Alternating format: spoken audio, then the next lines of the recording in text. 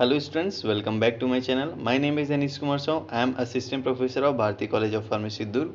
सो आज की क्लास में हम लोग डिस्कस करने वाले हैं मॉइस्चराइजिंग क्रीम के बारे में. तो चलिए स्टार्ट करते हैं मॉइस्चराइजिंग क्रीम. इसका थोड़ा सा डेफिनेशन देख लेते हैं, इंट्रोडक्शन देख लेते हैं इसका, है ना. Dry skin like water and there are number of ways that cosmetics formulation can temporarily reverse this by a process called moisturization. अब इसमें ये बोला जा रहा है कि जो हमारा मॉइस्चराइजेशन है वो क्या होता है कि जो ड्राई स्किन हो गया, लैक ऑफ वाटर यानी कि वाटर की कमी को है पूरा करने के लिए, हमारी स्किन पे पूरा करने के लिए क्या किया जाता है, कॉस्मेटिक का फॉर्मुलेशन किया जाता है. उसी प्रोसेस को क्या बोला जाता है, मॉइस्चराइजेशन बोला जाता है. मतलब कि हमारे स्किन को मॉइस्चराइज रखने के लिए जो हम कॉस्मेटिक फॉर्मुलेशन प्रिपेयर करते हैं, है ना, ड्राई स्किन के लिए, वाटर की कमी को पूरा करने के लिए हम लोग जो फॉर्मुलेशन बनाते हैं स्किन के लिए, उसे मॉइस्चराइजेशन बोला जाता है. अब जैसे सेकंड जैसे देखें तो फिर it is the ability of a preparation to increase the water content of the non visible epidermis यानी कि स्ट्रेटम कॉर्नियम.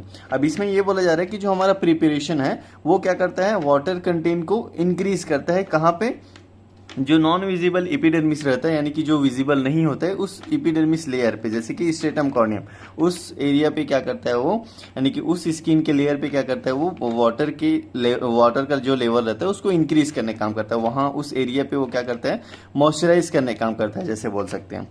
एंड आगे जैसे देखें तो बोला जा रहा है increase water holding capacity of the stratum corneum by external application like humectants. अब इसमें ये बोला जा रहा है कि ये क्या करता है, वाटर होल्डिंग कैपेसिटी को इंक्रीज करता है. कहाँ, स्ट्रेटम कॉर्नियम पे, है ना, यानी कि वहां पे वाटर का जो लेवल रहता है उसको बनाए रखने के लिए, वहां पे होल्ड रखने के लिए क्या किया जाता है, एक्सटर्नल एप्लीकेशन यूज किया जाता है, जैसे कि हेमेक्टेंस. हेमेक्टेंस क्या करता है, इसको हम लोग ने नेक्स्ट क्लास जो है, यानी कि पिछली क्लास में भी हम लोग ने इस चीज को डिस्कस कर लिया था कि हेमेक्टेंस क्या होता है इसके बारे में. तो अगर हेमेक्टेंस को थोड़ा सा रिवाइज करें तो ये क्या होता है कि ये जो हमारा डीपर लेयर रहता है ना, हमारी स्किन के जो डीपर लेयर रहता है वहां से वो वाटर को एब्जॉर्ब करके जो हमारा अपर लेयर रहता है, जैसे कि स्ट्रेटम कॉर्नियम रहता है, वहां पे वो लाने का काम करता है.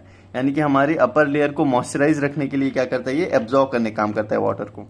अब आगे जैसे देखें, hold water in the stratum corneum by deposition of water insoluble oil materials on the skin surface as known as a occlusive agent. अब इसमें जैसे बोला जा रहा है कि hold water in the stratum corneum.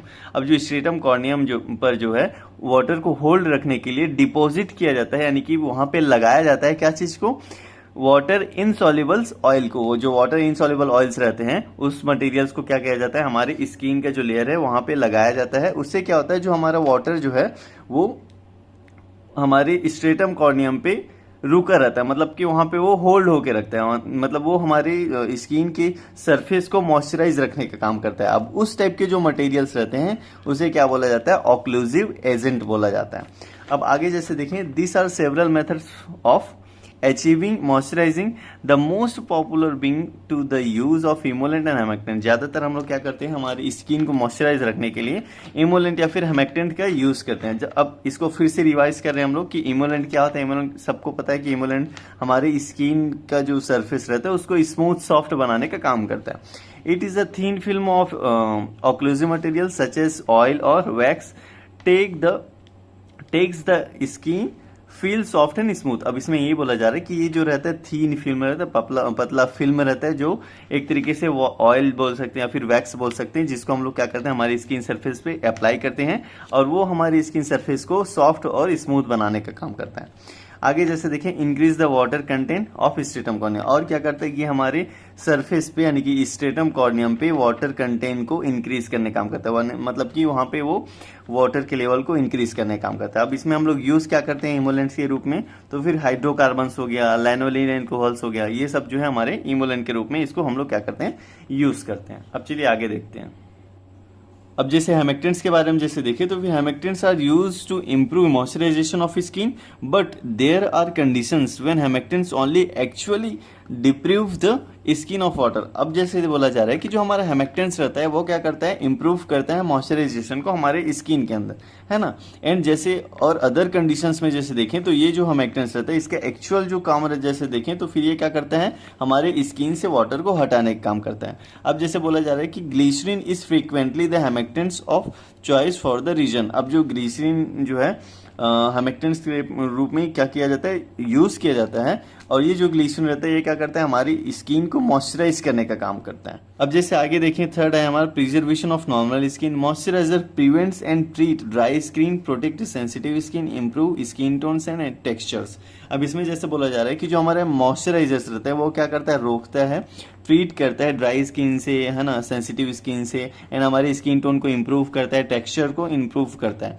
तो इसमें जैसे एग्जांपल्स में क्या क्या हम लोग यूज़ करते हैं, है ना, मॉइस्चराइजर्स के रूप में, तो फिर लाइट वेट ऑयल जो है यूज़ करते हैं, जैसे कि सिटाइल अल्कोहल हो गया, and silicon derivative ingredients like जो साइक्लोमेथिकॉन जो है हम लोग क्या करते हैं इस चीज़ के रूप में, यानी कि हमारे स्किन को मॉइस्चराइज करने के रूप में हम लोग क्या करते हैं, यूज़ करते हैं। जैसे फोर्थ देखिए मॉइस्चराइजर्स फॉर ड्राई स्किन के बारे में, तो फिर इसमें बोला जा रहा है फॉर ट्रीटिंग ड्राई स्किन, यानी कि skin dryness, that most appropriate moisturizers are heavier oil based moisturizers that contain antioxidants, grape seed oils और डर्मिथिकॉन्स। अब इसमें बोला जा रहा है कि जो हम लोग का जो ड्राई स्किन रहता है उसको ट्रीट करने के लिए ऑलमोस्ट हम लोग क्या करते हैं, ज़्यादातर जो है heavier oil based moisturisers use करते हैं, जो क्या कंटेन करता है, एंटीऑक्सीडेंट कंटेन करता है, ग्रेप सीड ऑयल्स एंड डर्मिथिकॉन्स को क्या करता है, ये कंटेन्स करने का काम करता है। और आगे जैसे देखें तो फिर for very dry cracked skin petroleum based product are preferable that prevent water evaporation.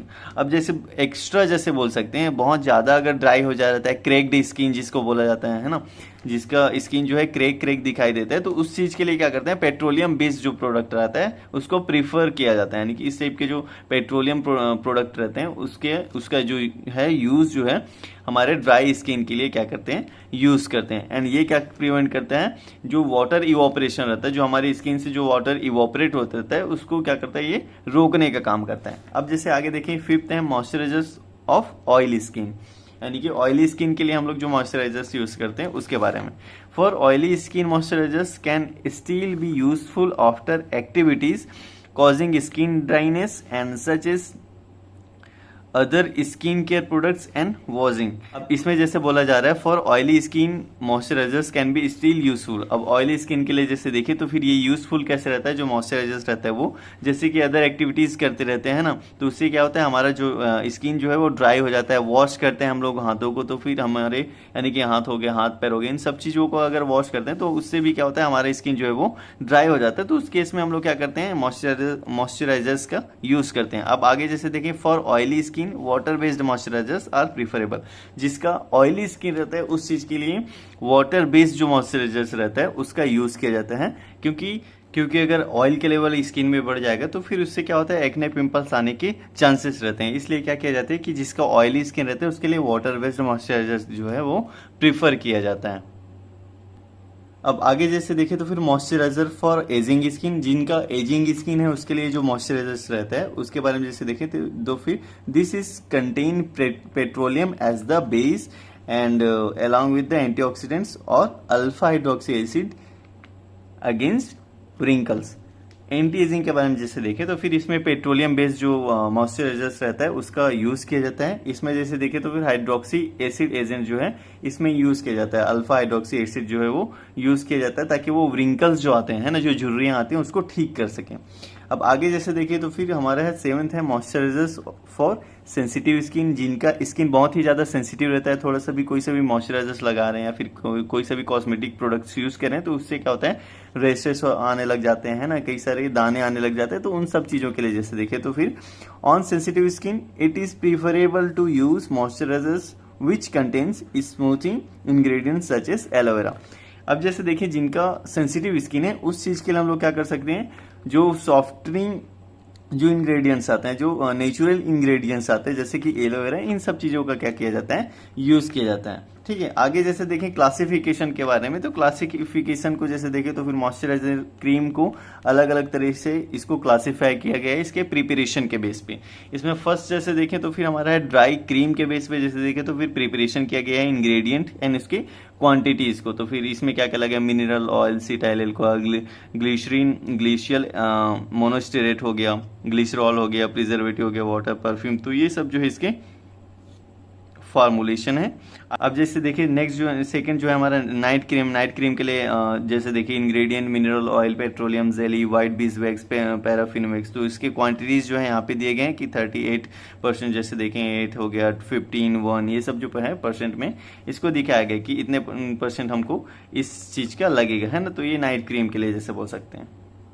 तो आगे जैसे देखें तो फिर ये सब उसके फॉर्मुलेशंस हैं कि अलग अलग टाइप के हम लोग क्या करते हैं मॉइस्चराइजर जो है प्रिपेयर करते हैं। जैसे थर्ड है हमारा हैंड एंड बेबी लोशन, है ना, ये भी मॉइस्चराइजर्स हम लोग प्रिपेयर करते हैं। तो इसमें लगने वाले जितने भी इंग्रेडिएंट्स हैं ये सब इसके अंदर आ जाते हैं एंड ये है उनकी क्वांटिटीज। ऑल पर्पस क्रीम जो सारे चीज़ों के लिए यूज़ किया जा सकता है ना, सारे स्किन टाइप्स के लिए जो है हम लोग जो यूज़ करते हैं उसको क्या बोला जा रहा है, ऑल पर्पस क्रीम बोला जा रहा है। तो उसमें जो इंग्रेडिएंट्स लगेंगे उसमें से ये सब चीज़ें। अब इसके डिसएडवांटेज के बारे में देखें तो फिर मॉइस्चराइजर्स में दो टाइप के डिसएडवांटेज देखने को मिलेंगे। फर्स्ट है the safety of the ingredients is contain. अब इसमें जो है हमारे इंग्रेडिएंट्स की सेफ्टी जरूरी होगी। एंड सेकंड जैसे देखें the risk of bacterial contamination. अब इसमें जो है बहुत ज़्यादा रिस्क रहता है बैक्टीरियल कंटेमिनेशन होने का। तो ये जो बेसिक से दो क्या बोल सकते हैं डिसएडवांटेज इसके अंदर देखे जाते हैं मॉइस्चराइजर्स के अंदर।